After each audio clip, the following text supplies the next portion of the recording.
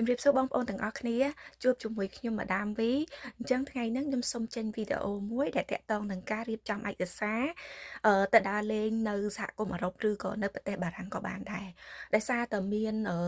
មិត្តភ័ក្តិខំសួរខ្ញុំថាតើការរៀបចំឯកសារទៅប្រទេសបារាំងយើងរៀបចំអីខ្លះចាអញ្ចឹងដំបូងឯកសារដែលយើងត្រូវមានគឺទី1គឺអត្តសញ្ញាណប័ណ្ណសញ្ជាតិខ្មែរមួយសំបុត្រកំណើតសញ្ជាតិខ្មែរសៀវភៅគ្រួសាររបស់យើង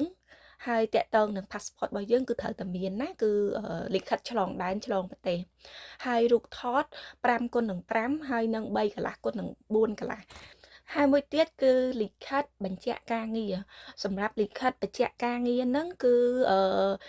ឲ្យដឹងថាតើយើងប្រាក់ខែប្រមាណយើងធ្វើនៅក្រុមហ៊ុនណាហើយយើងធ្វើតួនាទីអីបើសិនជាសម្រាប់អ្នករកស៊ីវិញគឺយើងអាចមានបានបតង់មួយទៀតគឺលិខិតបញ្ជាក់ទឹកប្រាក់នៅធនាគារអញ្ចឹងដូចជាហៅថា bank statement ឬក៏ bank confirm សម្រាប់ bank statement ហើយនិង bank confirm ហ្នឹងបងប្អូនទាំងអស់គ្នាអាចទៅរកនៅធនាគារបានប៉ុន្តែយើងត្រូវមានសាច់ប្រាក់នៅក្នុងហ្នឹង at least គឺលើសពី$10000ឡើងទៅលើអញ្ចឹងណាបងប្អូនទាំងអស់គ្នាហើយបន្ទាប់មកគឺយើងត្រូវមាន application form គេហៅថា form មួយដែលចេញពីស្ថានទូតបារាំងគឺយើងអាចចូលទៅក្នុង website ស្ថានទូតបារាំងហើយយើងអាចបំពេញ application form មានតាក់ទងនឹងប្រវត្តិរូបរបស់យើងតែយើងទៅប្រទេសបារាំងពីថ្ងៃណាដល់ថ្ងៃណាអញ្ចឹងណាទាំងអស់គ្នាអញ្ចឹងអធិស្ឋានតាក់ទងនឹងសម្រាប់បងប្អូនដែលគាត់អត់ចេះភាសាអង់គ្លេសគឺរៀងពិបាកបន្តិចហើយព្រោះដោយសារតែ form ទាំងអស់គឺត្រូវតែបំពេញជាភាសាអង់គ្លេសទាំងអស់អញ្ចឹងណាចាហើយទី2គឺមួយទៀតគឺយើងមានតាក់ទងនឹង insurance អញ្ចឹង insurance ទៅ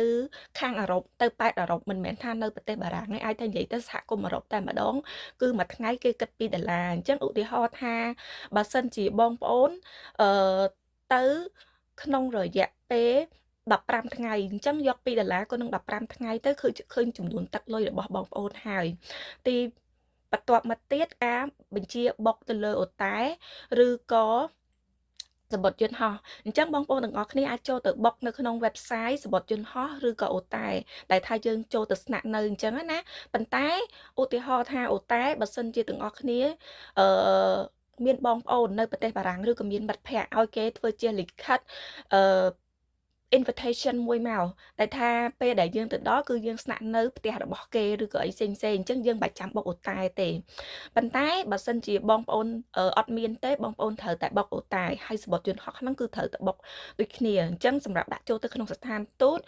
ហើយ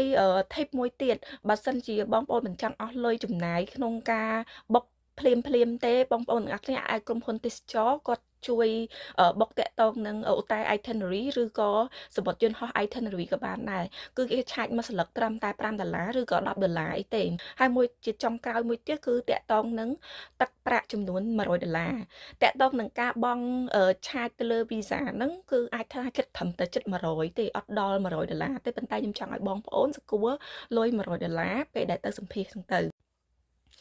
ចាអញ្ចឹងឯកសារដែលយើងត្រូវមានខ្ញុំគ្រាន់តែជម្រាបបងប្អូនថាមានពី1ដល់10អញ្ចឹងណាថាយើងមានអីខ្លះ